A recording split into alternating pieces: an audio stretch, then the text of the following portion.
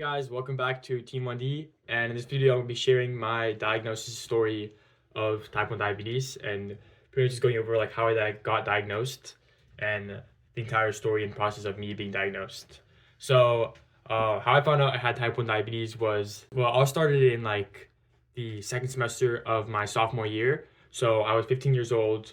It was around like April, early May, and then the early symptoms I started feeling were that I started feeling constantly thirsty. This was like the main, maybe probably earliest symptom was constant thirst and peeing.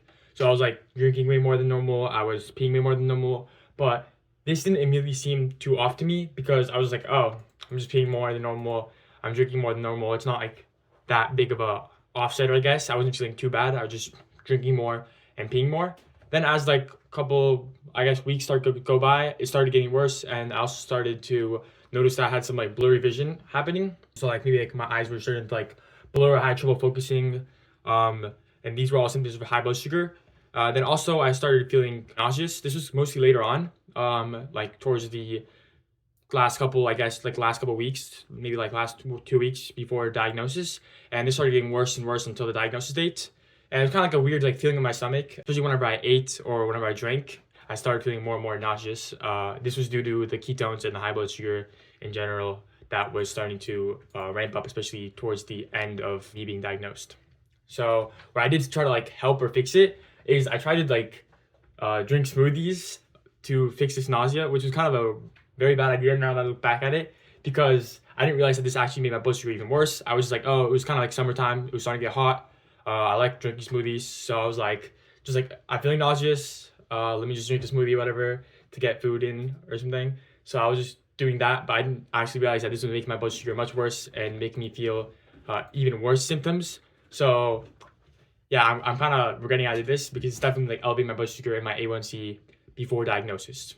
Something else that actually happened that I was going through, like before being diagnosed, was it was actually Ramadan during that time period. This is 2024, like May area, April area. It was Ramadan for like a whole month, and I was actually just like fasting for the first couple of days of Ramadan before I was diagnosed. I was diagnosed like I guess in the first couple of weeks of Ramadan, and in the beginning for the first couple of days, I actually did fast, so I didn't drink any water or eat from sunrise to sunset.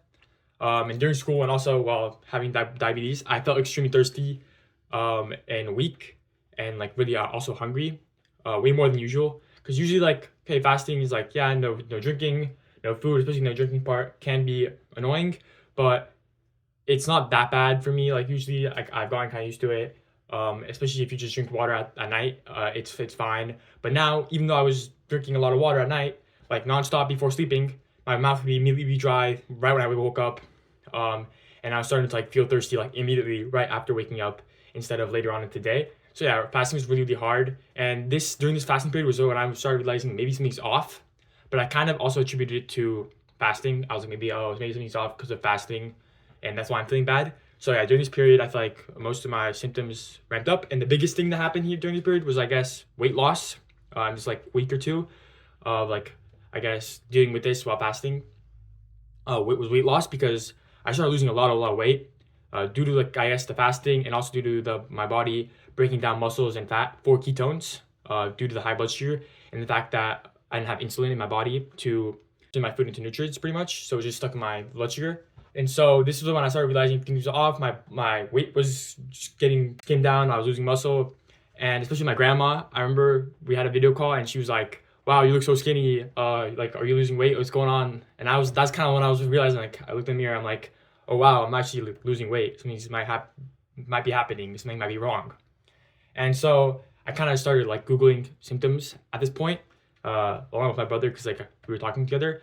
And while I was Googling symptoms, actually, the funny thing is type 1 diabetes literally came up, and we were like joking about it, thinking like it couldn't be true because we thought like diabetes in general was like something that like happens when you eat too much sugar, when you're overweight, which is not something that I've really like experienced that much. And my grandpa has diabetes, so we thought like our only association that we knew with diabetes was type 2 diabetes. So we thought, oh, there's no way I'm gonna have type 2 diabetes at this age when I'm not overweight or eat too much sugar.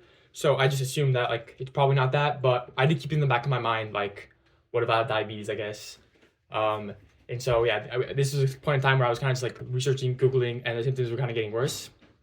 And then what really like made me go to the doctor, I guess, or like get tested, was when I started becoming like constipated. This was like, I guess, the week before going to the doctor and getting diagnosed.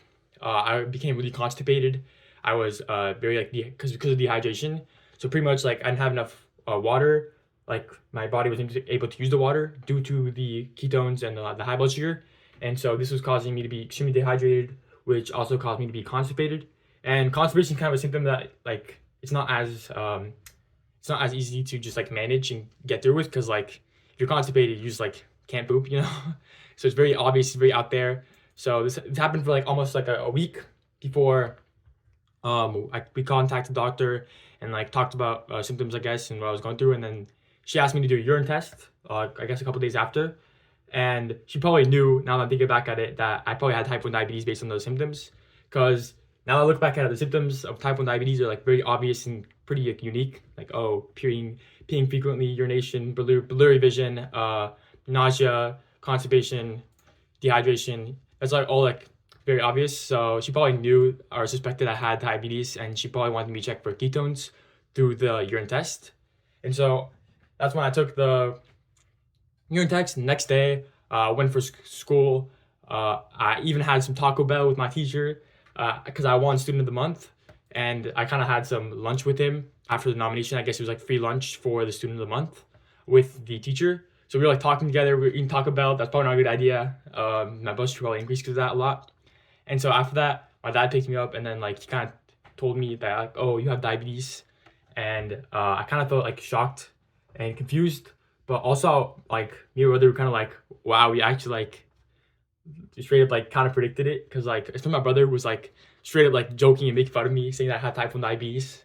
So he kind of like predicted it in a way, I guess. So yeah, I felt shocked, confused, but also I didn't know like the effects of it. Like I didn't know if it was like really bad or like kind of bad.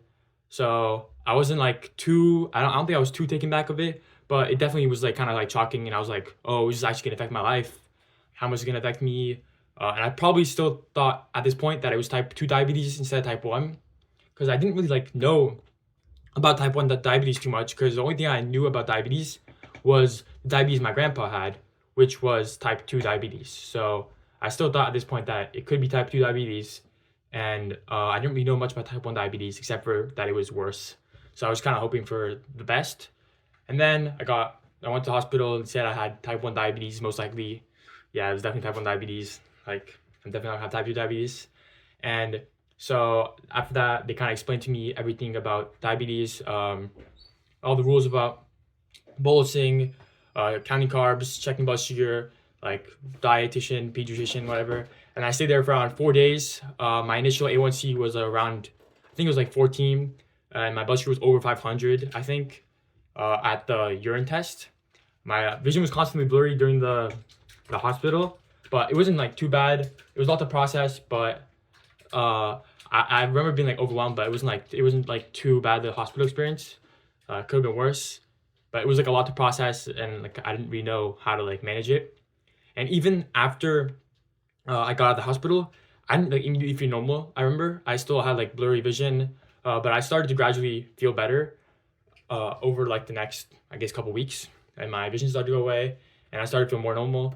I also regained some weight, but I still feel like it impacted my overall weight, and I still wasn't able to manage my blood sugar that well for a while. I was, because like injection stuff is hard.